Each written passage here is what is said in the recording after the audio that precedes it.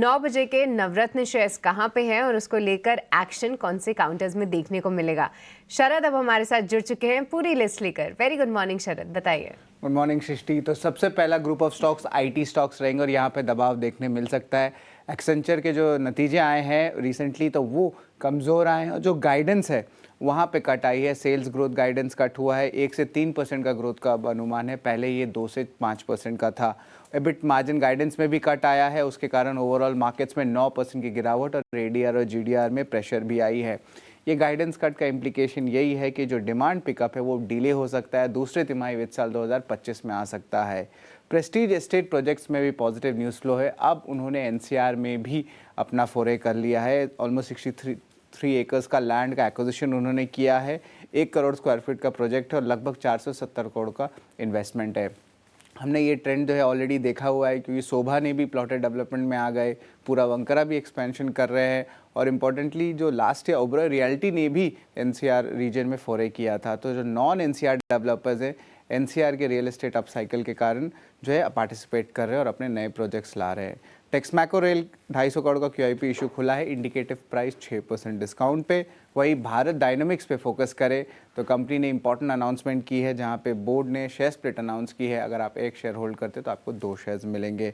Hindustan zinc भी focus में रहेगा। ईटी की रिपोर्ट्स आ रही है कि कंपनी जो है अपनी डीमर्जर प्लान्स को दूसरी बार शेल्फ कर सकते हैं और ये जो है गवर्नमेंट ने जो है एक टाइप से डिसअप्रूव किया है इस प्लान को, क्योंकि कंपनी चाहती है कि उनके एक सेपरेट आर्म्स हो, एक जिंक का हो, एक लेड का हो और एक रिसाइकलिंग आर्म हो, लेकिन उस पर बाधा आ रही है। गवर्नमेंट का लगभग 30% स्टेक का होल्डिंग भी है हिंदुस्तान जिंक में। कर्नाटक बैंक, इनका भी क्यूआईपी इशू खुला है।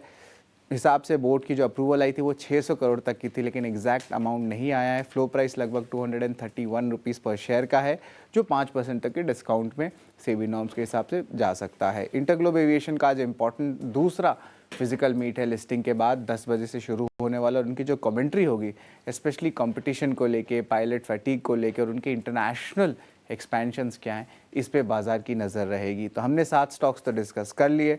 हमारा 8वां स्टॉक है बिग बोल्ड ब्रोकरेज और यहाँ पे गोल्डमैन सैक्स का इंपॉर्टेंट रिपोर्ट आया है और फोकस में रहेगा मेट्रो ब्रांड्स। यहाँ पे उन्होंने इनिशिएट किया बाई के साथ और टारगेट प्राइस है 450 रुपीज़ पर शेयर का और एक्सपेक्ट कर रहे हैं कि जो लिवरेज आएगी स्पोर्ट्स और एथलेजर सेगमेंट में, स्पेशली फीला के साथ जो टाइप हुआ है, उसके बाद जो है एक री रेटिंग स्टॉक में देखने मिल सकता है। हमारा आखिरी स्टॉक, हमारा 9 स्टॉक, वो है सनटेक रियल्टी और ये खबर पे जो है फोकस में रहने वाला है।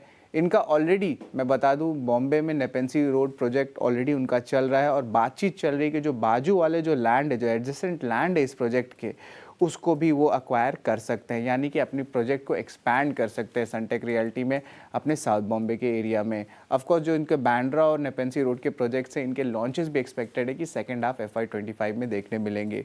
तो ये है खबर सनटेक रियल्टी का और ये 9 स्टॉक्स पे आज ज़रूर अपने रडार में रखिएगा। बहुत बहुत शुक्रिया शरद, ये पूरी लिस्ट लाने के लिए। और कई सारे काउंटर्स हैं जिन पे हमने चर्चा भी की और कुछ और काउंटर्स जैसे कि सनटेक रियल्टी जो कि खबर के दम पे आज फोकस में रहेगा, उस पर भी राय लेंगे। पर